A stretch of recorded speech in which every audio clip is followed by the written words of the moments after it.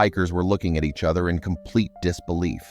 None of them had an idea of what they were supposed to do now. They were so far away from civilization and needed to find a way of getting this cargo back to the city. The horse was clearly not able to carry the heavy load for much longer, so maybe they should leave it behind and come back for it with the right equipment.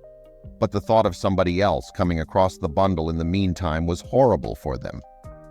The group leader Carlos could not help himself and took a look in the bundle again. He shook his head. Why had he gotten his friends into this mess? But before we start, make sure to subscribe if you haven't, and hit that notification bell so that you won't miss any new stories. But what was the horse doing so deep in the forest? What was the animal carrying in the bundle? And why did the hikers react so shocked to the contents? The friend group went hiking in the woods fairly often, and they thought they knew this area like the back of their hand. It was supposed to be their weekly relaxing activity, but today the journey would be anything but.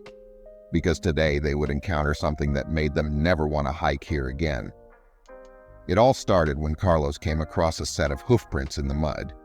They stood out as he was sure that these prints had to be made recently. There had been some heavy rainfall last night, so every print would have been washed away by that. He wondered what a horse was doing so deep in the forest. This was not a route that horse riders were advised to take. The vegetation was very thick, and you would constantly be sweeping away branches.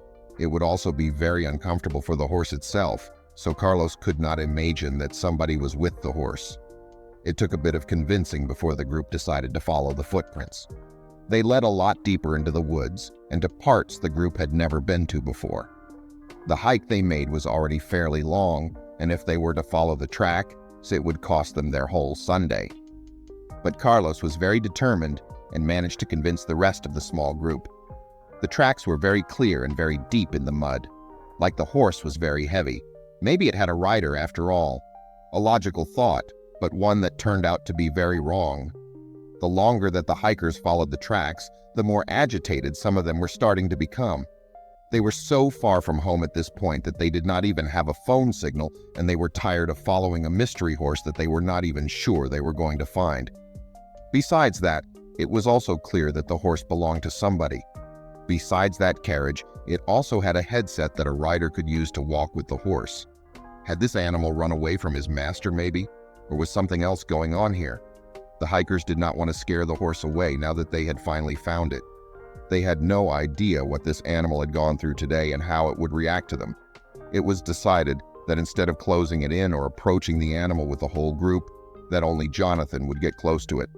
Out of all of them, only he had some experience with horses, as his wife would frequently ride them. Jonathan made a bit of a beeline around the animal so that he could approach it from the side. Coming from behind would maybe scare the animal, and come from the front could make it turn around. And the approach seemed to be fairly successful, although it also very much helped that the horse did not seem scared of humans at all. It almost welcomed Jonathan's approach and turned to him as if it was expecting some head pats. Jonathan carefully started petting the horse, and the other members of his hiking group slowly approached after that. After following the track for over an hour, they got very curious about the horse, and now mainly to what it was carrying with him.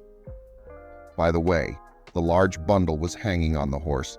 They could tell that there was something heavy in it. Carlos took it upon himself to take a look inside, and what he was made his eyes go wide. He simply could not believe what he was witnessing.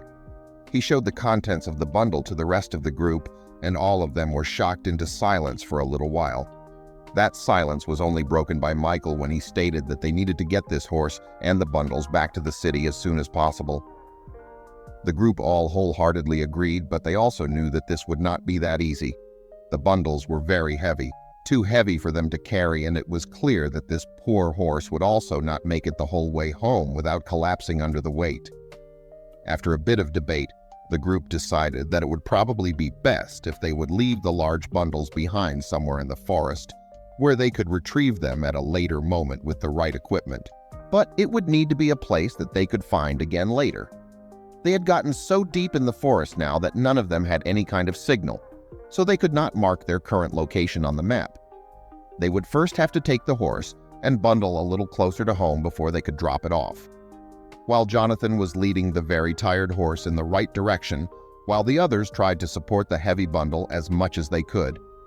They could not understand how the horse had made it this far on its own carrying this kind of weight.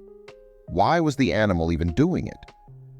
The horse was carrying a bundle full of stolen gold. Apparently, the criminal who stole it believed that this was the best way of transporting their goods without raising suspicion. But what they had not accounted for was that the horse would take off on them. They were eventually arrested, and all the gold was returned.